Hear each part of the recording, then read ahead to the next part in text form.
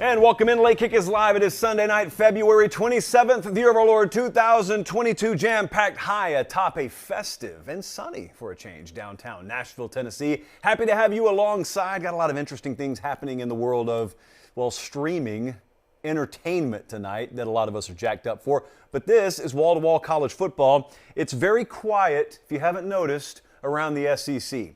A lot of you think that's a good thing. Nope, that means disaster's probably right around the corner. We're going to talk about that to lead the show off in just a second. A lot of you want balance in college football too. And everyone's screaming every which way but up about a theory as to how we can achieve that fabled balance, that competitive balance. Even though we've never had it in the history of the sport, people think in typical unicorn fashion, it's over there, just around the corner. Well, to some extent, you may be right, just for the wrong reasons. I will detail momentarily. Paying players. Got a question about this in the old Late Kick inbox. And I'm going to go down a road that I don't typically like going down tonight, only because I don't like what the truth is.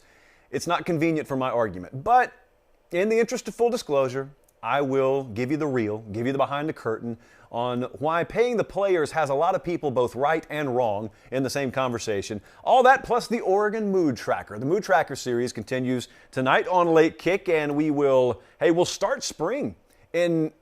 Now, if you're Missouri, and in a few weeks all across the country. So very, very interesting times in the Mood Tracker, and we're going to continue to do that as we churn our way on through spring. The Twitter Spaces idea is a go. Just stay tuned. That's all I can tell you. At Late Kick Josh, make sure you're following on the social platforms. Stay tuned. You know, I used to do something down in Columbus, and I'm going to bring it back. I don't ever know why we stopped doing it, but it's just simple shout-outs. I had someone DM me the other day, I think it was yesterday, and say, hey, I live in Salisbury, Maryland, but they don't live in Salisbury. That's the way I would pronounce it. The locals pronounce it Salisbury. Now, I don't believe in that any more than I believe syrup should be pronounced syrup, but it's not my town, it's your town. So, Jesse, Colin, they are watching us tonight in Salisbury, Maryland, and they're watching us tonight also in Rexburg, Idaho. I think it's a first for us to hear from Rexburg. Now, you know we have a heavy contingent of viewers in Pocatello and Pocatella, but we have never heard from Rexburg, so thank you so much. Wherever you're tuned in tonight, Sunrise, Florida, we heard from you guys as well. Thank you for being tuned in. We're giving shout-outs. We're giving geographical shout-outs on the show from now on. I don't ever know why I got away from that. So look, let's dive into this. We need to have a nice, honest, open forum here to start the show tonight about approval ratings, but not presidential. We don't delve into the political world here. I want to talk to you tonight for just a few minutes about SEC coaching approval ratings, because we have something very unprecedented in nature happening. A lot of people are happy in the SEC right now.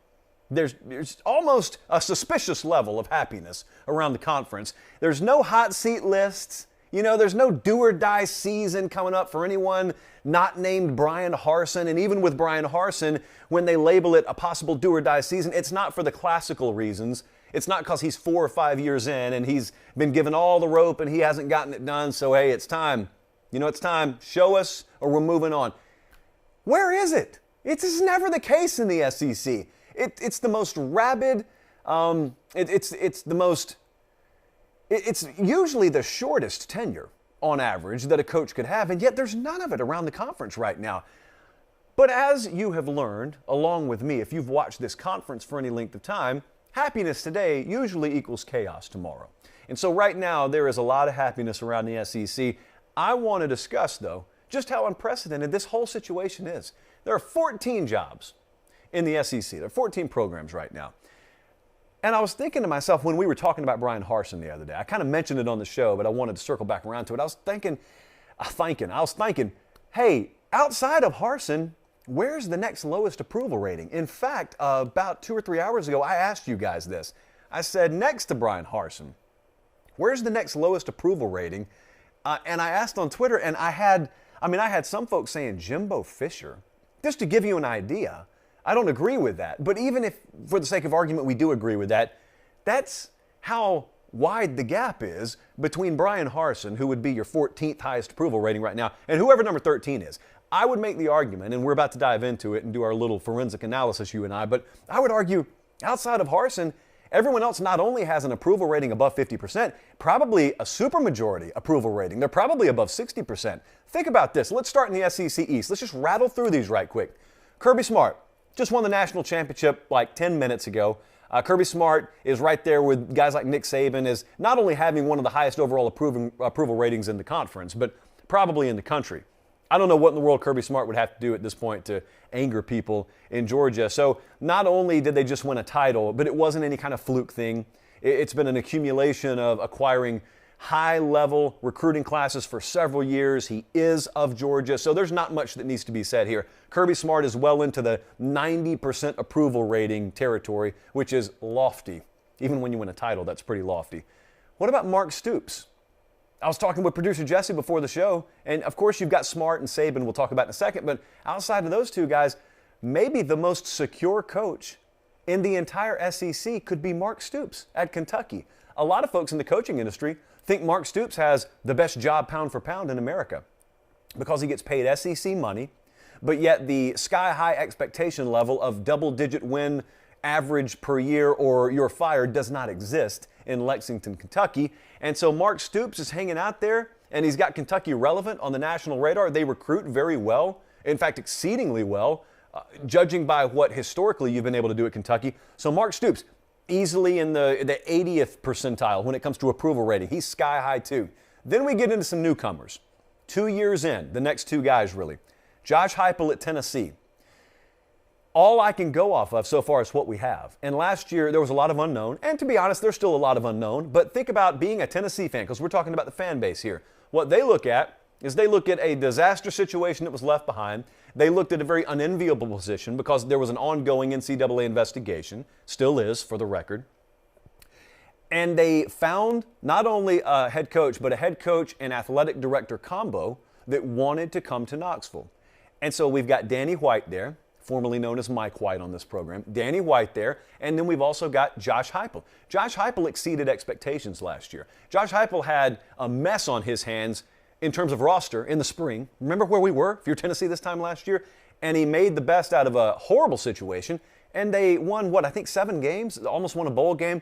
So point being, he overachieved relative to expectation in year one, which means he's probably got a sky-high approval rating too. I don't know the exact number I would put on it. I would put it above 70%. And anybody who's not approving of the job he's done at Tennessee so far is not disapproving. They're out to lunch. They're of the remains to be seen category. So Josh Heupel, clearly above 60%. What about Shane Beamer? Shane Beamer's at South Carolina, exact same situation. I would argue even more emphatic than what Josh Heupel did. Shane Beamer came in and their over-under win total was 4.5, depending on where you look, and they exceeded that above and beyond. They also ended up winning their bowl game. They beat North Carolina, and you just think about being in the preseason last year and anyone telling you they're going to beat Florida in year one. They're going to beat Auburn in year one. They're going to beat North Carolina. North Carolina was a dark horse playoff contender in preseason magazine land this time last year. And they got all 3 of those wins under their belt in year one. Not only that, but then you start getting into the bowl season, and then you get in January and they make a couple of big moves in the transfer portal. He's already one of them. He was the fan choice there. So you have built in a higher approval rating right off the bat than you normally would if an outsider would have come in and had to win the fan base over. Shane Beamer's got one of the higher approval ratings in the conference. I'm looking. So far, we've gone through 4 guys. We don't have anyone even remotely close to being below 60%. This next guy is probably one of the closest that we'll see come to that 60% threshold. And it's at Missouri. It's Eli Drinkwitz. Now, Eli Drinkwitz has been there a couple of years. I think they've had a 5-win season, 6-win season. Remember, one of those was the COVID year, so the record's all out of whack. You know what they just did, though? For anyone who argues this is probably the guy, he's probably on thin ice with hot blades, he just landed the 14th recruiting class in the country at Missouri. Now, you didn't hear a whole lot about it. Well, you did if you watched our show on signing day. You haven't heard a whole lot about it nationally because they're in the SEC, and you know finishing 14th means finishing like middle of the pack in the SEC. But that's one of the best classes we've ever seen Missouri have. And so he's got some people buying in. He's got kids buying in.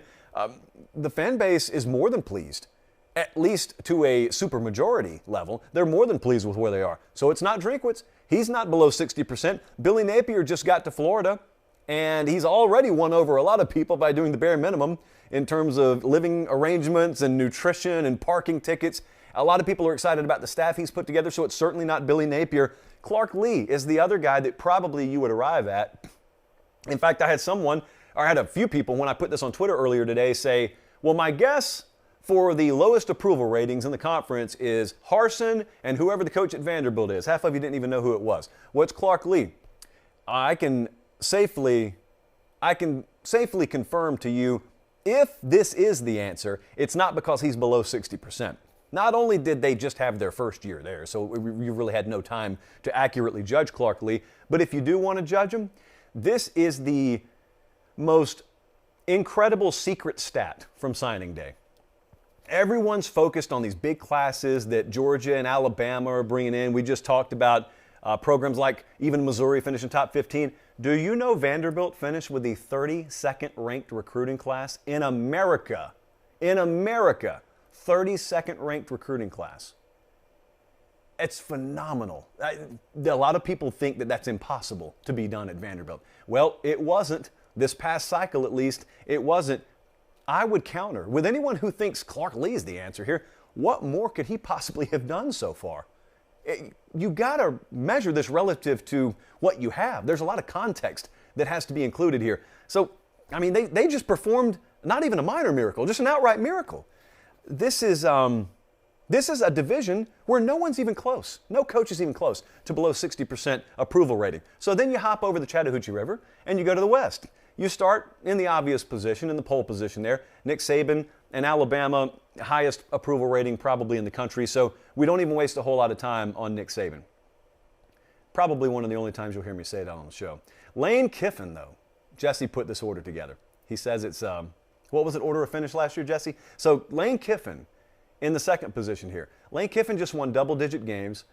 They just put together a completely overhauled roster via the transfer portal. You know what that signifies, by the way, to a fan base?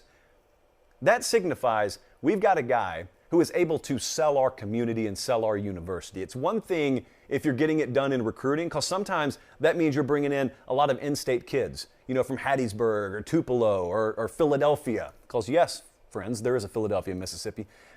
And you're bringing in kids, you know, this is an anecdotal argument, but sometimes they'll say, well, yeah, those kids were never leaving Mississippi. Okay, it's not always true, but I'll grant you that. Okay. Well, the kids he's bringing in via the transfer portal are not native Mississippians. And so that is the emphasis. That's the focal point there for Lane Kiffin to say, I'm able to sell Ole Miss nationally. And he is. He's right about that. Lane Kiffin has a very high approval rating right now. Also, Lane Kiffin uniquely fits Ole Miss. It's a culture thing. He fits Ole Miss. So not even close to being below 60% there. Sam Pittman, Arkansas, I don't think we need to waste a whole lot of time there either. It wouldn't be a waste. But when we're talking about approval ratings below 60%, no, we could talk about one above 90%, because Sam Pittman's up there in Mark Stoops, Kirby Smart, Nick Saban territory. I challenge anyone. Go across the entire state of Arkansas. I challenge anyone. Find someone who is a true Razorback fan, not like a closet Arkansas State fan who's just posing. Find me a true Arkansas fan who is speaking ill of Sam Pittman right now. I don't know, what would the ammunition be? I have no clue. I think they had a great year last year. And certainly, he is also kind of ditto in that category of proving that he can sell Arkansas. Then we get to Texas A&M. Now, this is where I had the most interesting bits of feedback on this entire, not a poll, but on this entire question about which coach would have the second lowest approval rating. Because some people went with Jimbo Fisher, and their simple argument was, so far, relative to the talent roster he has there, he has not achieved at the highest of high levels. I'll grant you that. Now, I'm not here to defend Jimbo Fisher, but the counter, and the reason I don't think he's not even below 70%, much less 60%, is because of what they're doing now, and also the entire new feel around the program. Even if you did feel like that coming out of last year, even if you did feel like that, what they just did in recruiting and what it seems they're going to continue doing in recruiting, I mean, it's like you turn a whole new page. It's a whole new chapter, not just a page of the future of Texas A&M football. Texas A&M is resonating on the national level right now in recruiting more so than they ever have, at least in the modern era. And I would argue, although it's a short sample size right now, I'll grant you that, I would argue just ever, period. Hadn't really seen them do what they just did in this last class. Now it's up to them to make it continue, but no one that I've spoken to, at least, in and around Texas A&M saying, well, yeah, we're getting all the talent, but ultimately Jimbo's not going to be the guy. No one thinks that. No one thinks that around Texas A&M. So that would not be my answer. So we continue our search. Is it Mike Leach? Might Mike Leach have the second lowest approval rating? Maybe, because it's all relative, but Mike Leach just went 7-6 in his, second year, I believe, at Mississippi State. And they also went on the road and beat Texas A&M last year. And they went on the road and beat Auburn last year. And those sorts of things are really, really big deals. Those are huge feathers in the cap of the head coach at Mississippi State. This dude's parked in the middle of the toughest division in the toughest conference in America. Now, Jesse made an interesting point when we were tossing around these names earlier. He said, you know what I actually think? I actually think because of his persona, Mike Leach may have a higher approval rating nationally even than he does around Mississippi State. And while I don't think he's got a low approval rating in Starkville, I actually think that's probably true. A lot of people just kind of, they gravitate to Mike Leach. When he's around a microphone, whether you like him or not, don't like him as much, you're going to shut up and listen to what he says at the very least. So Mike Leach is not below 60%. Brian Kelly just got to LSU, so Brian Kelly certainly not below 60%. We've gone through 13 names. There's only one guy left, and you know who it is, and that is Auburn head coach for the moment, Brian Harsin. And we saw what just happened in year one. It started off fairly strong. I think they had a good showing, even in games they lost, like the one, for example, against Penn State. They played, really tough-nosed football against the likes of LSU. They went to Arkansas and won, which is not easy to do last year. But they sputtered down the stretch. Things could be totally different. Entire context could change if they had beaten Alabama, which it was on the table for them to do, and they let it slip through their fingertips. But Brian Harsin would probably be, he's easily the lowest approval rating. The guy's 1 year in. So we really don't have a clue what we have in Brian Harsin yet. Of course, the biggest fear around Auburn, and if you're just kind of anecdotally rooting for the guy, is your biggest fear is he's not going to get a chance to play with a full deck of cards down there because he's kind of hamstrung by administrative forces, shall we say, and maybe external forces, not administrative. But where could it all go sideways? Because if you've watched SEC football for a long time, this never is the case, first off. And anytime it is the case that you look around and say, not many guys in the hot seat around here, you're always about one season away from half the conference being on red alert. And so where could it go wrong? Well, of course, the first thing that could happen is you could have scandal. But no one can predict scandal. So outside of scandal, where could it go wrong? Well, you could have total cliff dives. If Clark Lee and Vanderbilt don't ever get past a 2 or 3 win plateau, or let's say at a place like Mississippi State. Let's say they are competitive, but they just can't put enough wins on the board, and they keep having to play who they have to play every year. And so you finish 4-8 a couple of years. I mean, that could be something you watch out for. I would also think, now that we go back to Texas A&M, if Jimbo Fisher had another 8-4 year this year, how would that be received? It's not that he would be on a hot seat necessarily, but it would start a few more folks chattering behind the scenes about whether we have the right staff in place here to take advantage of all this talent. And these are all hypotheticals. I'm asking, where could it go wrong? It's not going to go wrong at Bama. It's not going to go wrong at Georgia. I think South Carolina and Tennessee, if they had disappointing sophomore seasons, and I'm talking about maybe even missing a bowl game, they had disappointing sophomore seasons, 5-7 type seasons after promising debuts, that could be where you start hearing some chatter going into 2023. I don't know where it's going to come from. And most of the time, when coaches end up getting themselves in hot water and you track it backwards, it normally wasn't all that easy to see coming. I mean, Ed Orgeron won a national championship in 2019 while that confetti was raining down. Was anyone saying, enjoy it, Ed, you're gone next year? No, not even the detractors were that forceful in describing the future of Ed Orgeron. I don't know where it's going to come from. I just know in this conference particularly, there is no way that you can maintain this much tranquility. There is a sea of tranquility, but it's on the moon. It's not in the SEC. In the SEC, when there's a lot of happiness, it usually precedes wailing and gnashing of teeth. I guess that's good for our show, but for some fan bases out there, there's a lot of confidence right now, and it's faux confidence, faux with an X, because there are tough roads ahead. I've got a piece of paper in front of me right now. And Colin, can you go to my one shot for just a second? And if you're listening on podcast, ignore all this because it's going to mean nothing to you. That is the Academy ad read for tonight. Now, it says Academy at the top of the sheet. It's as good as I can do it, drawing a picture of a tornado. And there are the words Jesse, gloves, and the acronym SMH for shake my head. How does that turn into an ad read? Well, yesterday, one of you went on Twitter and you said, look what I found at, I think, a flea market. And you tagged me in it, and it was a picture of the Twister soundtrack. One of the most underrated soundtracks. In fact, I'll just say it, the most underrated soundtrack in the history of major American cinema. Great, wall-to-wall greatness. Go buy it, please. But they're not paying me to say that. But Academy is, in fact, fully financing our show. And so what I had one of you say, because you guys are so in tune with the show, is, you know, storm chasing, which is a big hobby of mine, getting geared up for the spring right now, one of you said, you know what's great about storm chasing, and what would fit on Late Kick tomorrow is everything you need for storm chasing. You know where you can find it? You can find it at Academy Sports and Outdoors. I did not plant that in your head. You just instinctively said that to me. It makes me proud, because that means the work that we're doing around this time, every Sunday night and Thursday night, is working. But the more I thought about it, you were right. And so yes, certainly everything you need for t-ball practice, and everything you need for maybe softball practice, or soccer, or everything that you're about to do in the spring. I'm going to buy a bike at some point from Academy. Yes, that's available at Academy. But man, if you weren't dead on the money accurate, everything I need for storm chasing there is too. But what does that have to do with Jesse and SMH? Well, I started running down the list of things that we need for storm chasing.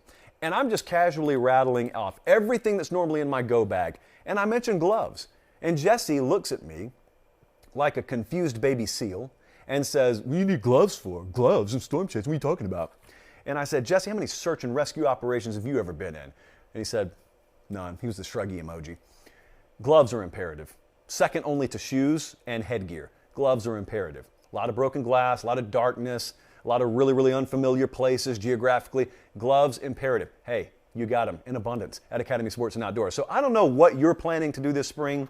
I'm telling you what I'm planning to do, but I'm also saying in the next sentence, no matter what you are planning to do, in all likelihood, especially if it has to do with the outdoors, Academy Sports and Outdoors has you hooked up in every way imaginable. And they have us hooked up every week, and we thank them for that. We had an interesting couple of weeks that just went by with the college football playoff and all that. And I didn't want to do another playoff segment tonight directly, but you remember, what was it, about a week ago, we were doing a segment about the playoff, and I was sharing my thoughts, and we were reacting to the playoff news that it's not going to expand until 2025 or 6 or whenever it is. And what I tried to do is I tried to show you there's a lot more common ground here.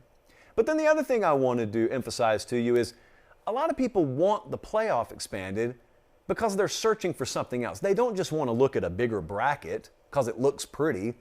You're wanting to expand the playoff because it's a means to an end. You're trying to get to a final destination in college football. And so, Colin, here's a better end point for you. So with that in mind, I decided to talk about this on tonight's show. There are a lot of complaints about college football. Obviously, a lot of you want to expand the playoff, and people are upset with how targeting is enforced, yours truly included. But what's the number one complaint? If you guys were to stop and think for a second, maybe you make this complaint, but at the very least, you hear this complaint right along with me. What is the number one complaint that most folks have about college football right now? It probably sounds something like this. I'm tired of the same teams winning all the time. I'm tired of there being the same 3 or 4 teams with a chokehold on the sport, and it seems that there's a glass ceiling on 95% of these programs and they just can't break through. I would give you counterpoints to back up that that may not be entirely true, but I understand the larger argument there. The larger argument is true. There are a few programs that stand out above the rest. Kinda has always been that way, but I will grant you, over the past several years, it's really, really stood out. It's really been emphasized.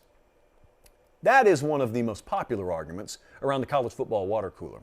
Ironically, it also coincides with one of the least understood things in college football, and that is how to solve that problem. How do you achieve the balance that everyone so desperately longs for in college football? Well, a lot of folks think, like we just talked about, like we've talked about for a long time, a lot of people think that that change comes through an expanded playoff. the thinking out there, which I do not agree with at all, but the thinking out there is you expand the playoff, therefore more teams make the playoff every year. Therefore, by default, some teams are going to make it in for the first time every year. Therefore, those teams and programs are going to be able to go out on the recruiting trail, and they're going to be able to sell to student athletes, this is a place now where you have a chance to play for a national championship. Whereas in the past, you didn't. Now, I can tell you, I think the impact will be negligible. I don't think it will have a dime's worth of an impact. And it certainly will have fractionally the impact that a lot of people expect that to. I say this based on interaction with actual high school recruits. They don't talk about that stuff. Fans do. Media folks do. The players don't talk about it. They don't talk about them going to a college program because I'll have access to the playoff. In fact, they don't even talk about winning a championship being at the forefront of their decision making. They do want to be in a position to compete at the highest level. They do want that. They want to be developed and they want to play in the NFL. That's what they want. And that's not really going to change even if you have a 64-team playoff. But since everyone wants to talk about the expanded playoff, then the next sentence is, oh, and by the way, when you expand the playoff and more teams make it into the playoff, well then, slowly but surely, we'll infuse a little more parity and a little more balance into recruiting rankings. It won't happen that way. I'm very confident in saying that. But I am here to tell you it doesn't have to be that way anyway. Because it's not like I'm telling you that and then in the next sentence saying, and that's the bottom line because Stone Cold said so. There is no alternative. There is an alternative. There's one that actually makes sense. There is a very tangible, very theoretically achievable alternative out there that actually could produce all the results you're looking for. You don't even have to mess with the playoff. Do whatever you want to with it. You don't have to mess with the playoff though. There could already be some factors in play. And so I wanted to tell you where those could come from. They come from recruiting. That's the name of the game, always has been, always will be. Talent acquisition. And it doesn't change because the playoff format changed. Any more than running a lawnmower over a weed stops the weed from growing. The weed just grows back. If you want to kill a weed, obviously you got to attack it by the root. Well, there's a big problem, at least for those of you who want a lot more balance in this sport. There's been a big problem over the last several years in this country when it comes to college football. And it stems from places like California and Texas and Florida, where there is an abundance, just a wealth of talent that has not stayed home. In fact, it is left home and gone to a few places like Tuscaloosa and Clemson and Columbus, Ohio, to such a disproportionate degree that those programs have won national championships in some cases because of taking your talent. But that just sounds broad. That's overarching. Here's our word of the year so far, anecdotal. That could be anecdotal in nature. Well, it's not. So what I had our production executives do today, and boy did they ever do it, I said, let's just look at all the 4- and 5-star talent from those 3 states over the past 8 years, and let's illustrate exactly how big this talent drain has been. Because I'm going to summarize all this with a very simple conclusion in a second that will give you the balance that you're looking for in college football. Colin, let's start in California. The state of California, 2015 to 2022 in recruiting, 39.7% of 4- and 5-star players remained in the state, meaning over 60% of the 4- and 5-star players left the state. In 2020 alone, Bryce Young went to Alabama, DJ Uiagalelei goes to Clemson, CJ Stroud goes to Ohio State, which are the 3 poster children, as far as I'm concerned, for the programs that have rated all 3 of these areas to a very, very high degree. Those were 3 of the top quarterbacks in America. If I change even one of those, think about how different things seem right now. Now, there's a change that's happened in California just in the last month or 2, and that's at head coach at Southern Cal. So yes, is there some hope to be had here? Sure there is. We'll talk about that in just a second. But think about that. Under 40% of the in-state talent, 4- and 5-star in variety, has stayed home in California. Let's go to Texas. What about the Lone Star State? I would argue Texas has not been nearly as big a culprit here as the other 2. But state of Texas, 2022, going all the way back to 2015, 52.3% of 4- and 5-star players have stayed home. 47.7% have left. Now look, Jimbo Fisher's had a lot to do with this. Tom Herman had a lot to do with this. Even though Texas didn't capitalize on the talent, they kept a lot of the talent home. Texas has kept more than half of their in-state 4 and 5 stars home the past 8 years. But think about the names and think about the impact these names have had. Jalen Waddle, for example, even in a good year otherwise for Texas, one of the biggest impact offensive players in America, top 10 NFL draft pick, goes to Alabama. Ohio State's loaded up off the state of Texas. J.K. Dobbins, Jeff Okudah, Garrett Wilson, Jackson Smith and Jigba, all those guys go to Ohio State from the state of Texas, like a little pipeline has been built. It's not over. In fact, it gets a whole lot worse when we get down to the Sunshine State. I love visiting the state of Florida. Been down there a lot recently, but woo, Florida, state of Florida, 2015 to 2022, 40.1% of in-state 4 and 5 star players have stayed home. Nearly 60%, nearly 6 out of every 10 4 and 5 star players in the state of Florida have left the state of Florida. Famously, Alabama beat Ohio State a couple of years ago in a national championship game in which every member of Alabama secondary was from the state of Florida. Here are some guys who don't play defense who have left Florida to go to Alabama. You've probably heard of some of them. Amari Cooper's one of them. Calvin Ridley's one of them. Jerry Jeudy's one of them. Alex Leatherwood's one of them. And then you got the guys like Pat Surtain and Jordan Battle and Josh Jobe. There was a guy named Derrick Henry that chose to leave the state of Florida to go to Alabama. They have won championships. They have done no less than win championships off the back of the talent that they have taken from the state like Florida, and they've gone into Texas and they've gone into California. My question to you is, how do you change that? Well, it's very simple. The way you change the dominance from a few programs when they're taking your talent is to do something that doesn't let them take your talent as much. No one is going to shut off Alabama recruiting. No one's going to shut off Ryan Day. The question is not whether you can completely make them go over in your state. The question is, what would happen if they had a couple less kids that caliber from your state per cycle? That's why guys like Lincoln Riley going to USC, or Mario Cristobal going to Miami, or Jimbo being at Texas A&M, Steve Sarkisian and his staff being at Texas, Billy Napier and the staff he's putting together at Florida, that's why that's the key. While everyone out there, while the casual society of college football is arguing about what an expanded playoff is going to do for parity in this sport, it's not going to do anything for the sport that doesn't first change here. This is how you change it at the root level. You're trying to run the lawnmower over the weed. It doesn't work. This is how you fundamentally change it. You lock down, at least to a greater degree, South Florida. And then if Mario misses on kids, don't let it be to Alabama. Let it be to University of Florida or Florida State. Texas and Texas A&M, to be honest with you, I don't have a whole lot of concern about. I think one of the programs that has the most to prove right now is Oklahoma. Oklahoma has gone a long way in fortifying this run they've been on from getting guys from the state of Texas.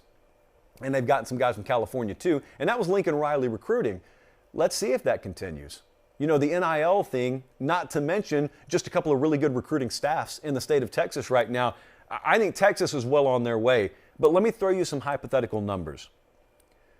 What if instead of, let's say California, what if California, instead of keeping 40% of their players home, what if they just kept half of them? What if they kept 50%? Now, there's only one truly major recruiter out there right now. All due respect to UCLA, there's only one major recruiting power out there right now, and that's USC. So I understand there is not even enough room for all the 4 and 5 star talent in California. That's why I'm putting that number at 50%. Let's just hit it 50%. Keep 50% of the in-state 4 and 5 star talent home. How big a difference does that make? What about the state of Texas? I think Texas is well on their way. What if Texas is keeping 60% of their in-state 4 and 5 star talent home? I think they're going to hit that number, by the way. In fact, you look at the 2022 cycle, if you're watching on YouTube right now, they were well above 60% last year. And if you, on average, are hitting at that level over, let's say, a 4 or 5 year rolling span, you have fundamentally changed the trajectory of this sport for a number of out-of-state programs. What about the state of Florida? This number is abysmal. Down near 40% over the last several years. What if we turn that upside down? What if we just go 60%? What if Florida and Florida State and Miami and UCF, if you want to get involved in the party, that's cool. What if they combine to keep 60% of the in-state 4 and 5 star talent home? You have just totally altered college football if you do that. Alabama's not going to be bad all of a sudden, nor is Ohio State. But boy, while you elevate your programs, it's kind of a twofold reaction. You're elevating your program at the expense of some of those other major programs. This is the key to balancing college football. Has been for a while. I think the state of Florida first and foremost, but then also secondarily what Lincoln Riley can do in Southern California, and then to a somewhat a lesser extent, because it never was a huge problem, what Jimbo and Steve Sarkisian are doing in Texas, that's your key. And if you ever want balance here, if you ever want to stop looking at teams like Bama or Georgia or Ohio State any given year in November and asking, boy, how's anyone ever going to beat them? Well, you're asking that now because of the players they're getting from other states. This is how you somewhat slow that down. And at the very least, you have a little more competitive balance at the end of the year. So they're telling you that one way solves it. I'm telling you another way will solve it. And I just happen to believe we're right on this. Moving right along, mood tracker time. We're going to Oregon. Also, I got a really good question, so stay tuned for this. At the end of the show, I got a really good question about paying players and whether there actually is money to pay players. Because a lot of folks think that's the direction we're headed. I happen to be one of them. As of now, the way things currently are situated, no, there may not be. Could the way things are situated right now be a disguise for the way things actually are? Yeah, I think that could also be the case. I'll untangle all that in just a second. Oregon mood tracker time. Excellent candidate. The Oregon Ducks, an excellent candidate for the mood tracker and everything this is. The mood tracker is what we do for every major program, and we do it multiple times a year. We want to take the temperature of the fan base. I was over on duckterritory.com earlier today, and I was on the board, and I asked, hey, fill in the blank, guys. My current mood towards Oregon football is what? Got some really good answers, but this is always fluid with every program, but it's especially been fluid with Oregon over the last month and a half, understandably so. There's been a coaching change here. Now, here's what the college football public saw. They saw Mario Cristobal leave, and then they tuned out. But, of course, we did not. Oregon fans didn't. We didn't. We saw Dan Lanning get hired, former defensive coordinator, University of Georgia. He's brought in a really high-caliber recruiting staff out there. And we did not do the Oregon mood tracker intentionally last month. We wanted to wait because it's never smart to do a mood tracker while a program is in coaching transition. Too raw, there's no perspective. So now we got a little ways under our belts and we're sort of out of that dust storm and things have settled and you've got logic that overtakes emotion, hopefully, eventually. But there were some wild takes in the meantime. I was in some of those Oregon Twitter spaces and former players on there talking about being used by Mario Cristobal. I never understood that, being used. If you got used, then you got nothing out of him. He just took everything from you, and that's clearly not the case. So anyway, all that's behind us now. Now we get a true raw mood tracker from Oregon.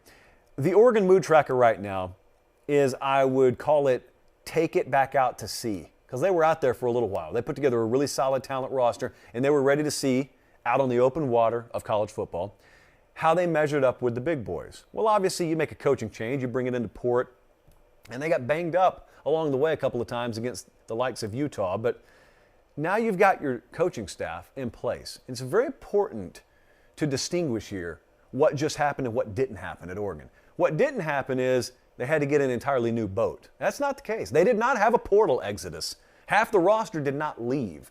They've got a really, really sound foundation of talent there. I mean, they got a really, really good collection of players across multiple position units. They're not just loaded at one spot.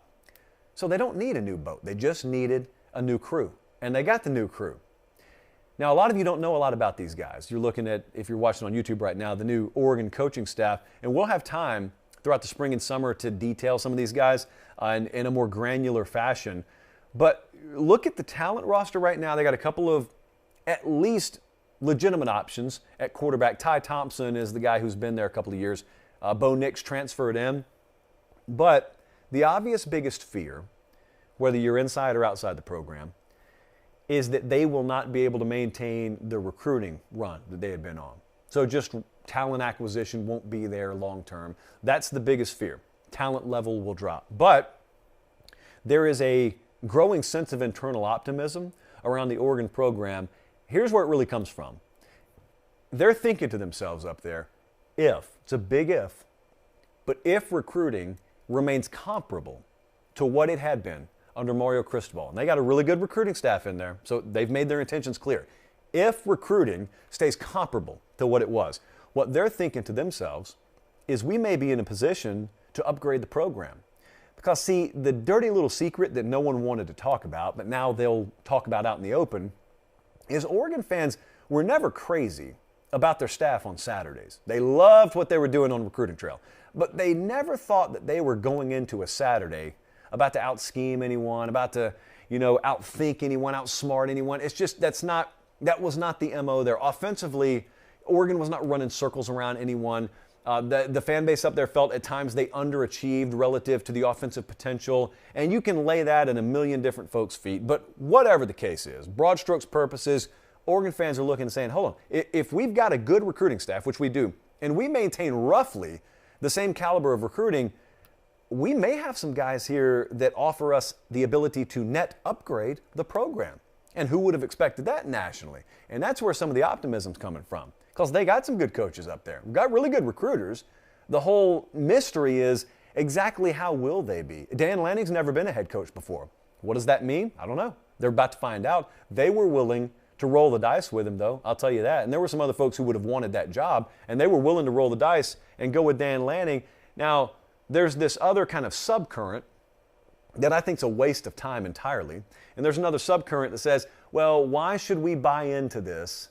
Because maybe if Dan Lanning achieves at a high level, we're just going to be waiting for the inevitable, and that's him leaving us for a better job.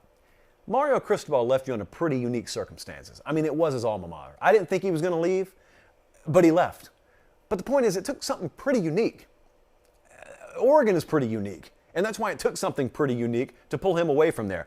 I don't have, in fact, I think it's dumb to have those fears. It's always there. Outside of a few examples, like Kirby Smart's not going to leave Georgia. Nick Saban's not going to leave Alabama. Outside of that, I mean, Brian Kelly just left Notre Dame for LSU. So pretty much anything's on the table. How big a waste of time is it going to bed every night worrying about that? No. You hopefully have a situation there where it's going to be too good for them to leave. Make it that way. But look, if you don't make it that way, Cristobal just left you better than you were when he found you, when he got there.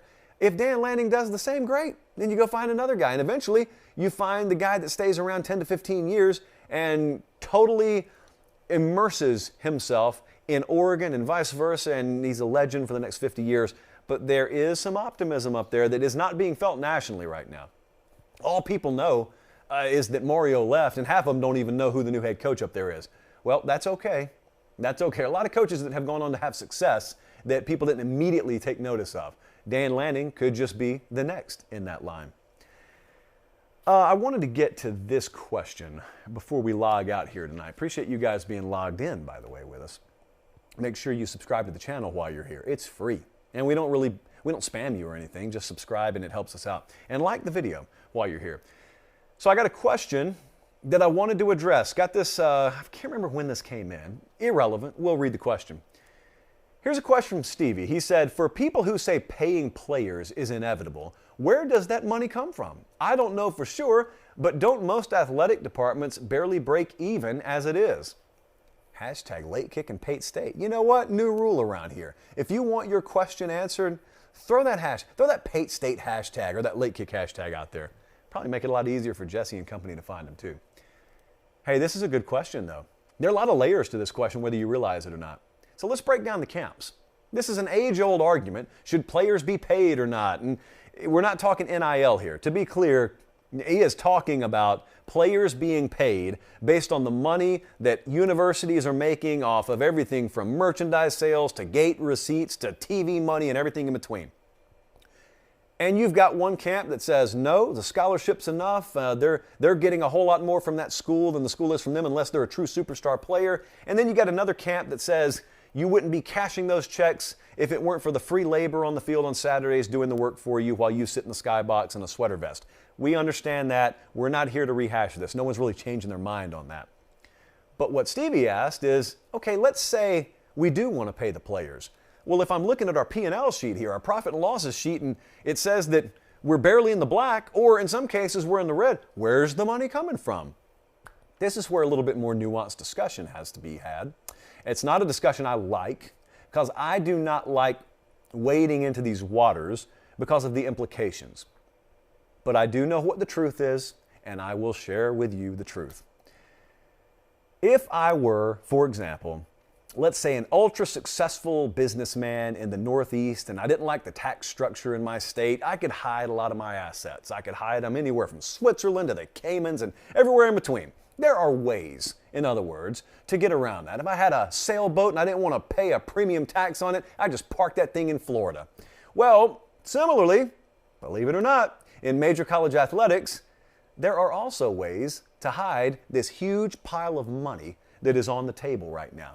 Because here's what I can't have. If I'm an administrator and I got this huge mountain of cash on the table, I know if I report this on a piece of paper and people see that I got that much money in my coffers, it's going to make me look really bad if I'm not paying these players.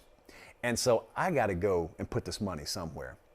And in the world of college athletics, there are two very convenient places that you can put it. It's not Switzerland, it's not the Caymans. It's called facilities and it's called coaching salaries. Have you noticed how both have exploded over the past decade or so?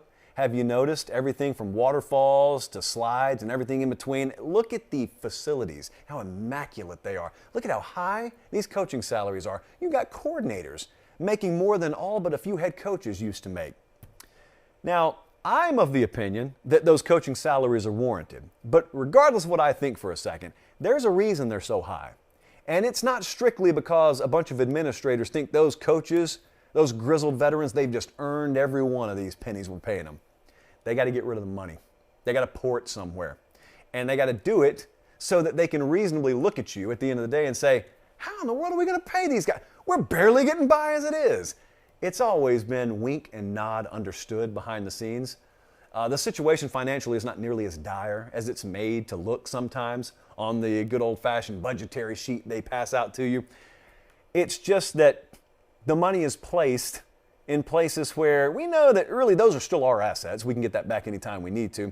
But also, even if that is the case, you got another problem. If you're of the opinion that you don't want to pay the players, you got another problem.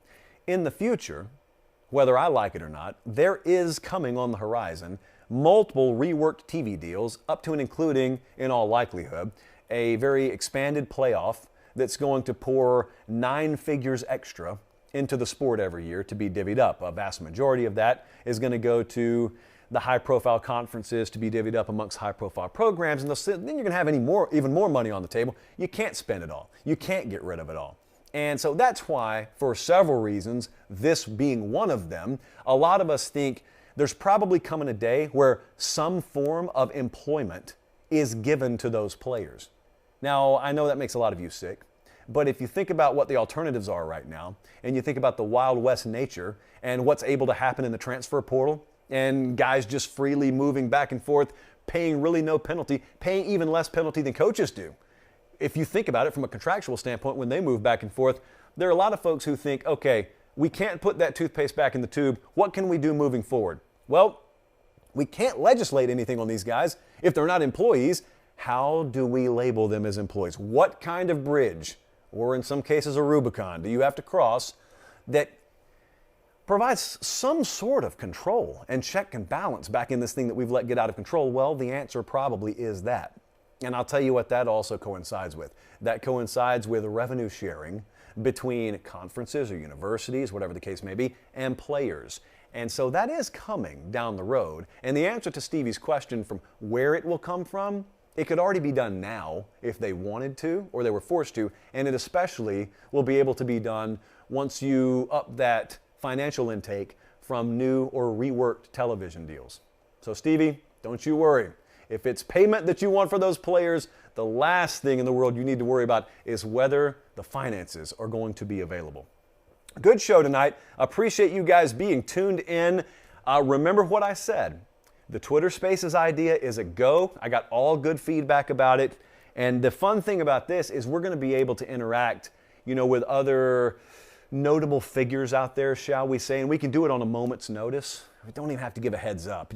It's a go. So make sure you're following @LateKickJosh on Twitter or Instagram. You guys can be involved in that. I mean, it's a great concept. It's kind of like a call-in radio show. It's just wonderful. But it's on a social media app instead. All right, we got to get out of here. Got a lot to do still tonight. For Director Colin, for producer Jesse, for producer Jordan on the podcast side of things, not to forget our little angel, producer Jordan, and all of our production executives behind this here wall. I'm Josh Pate. Have a great start to your week. Thanks for watching, and God bless.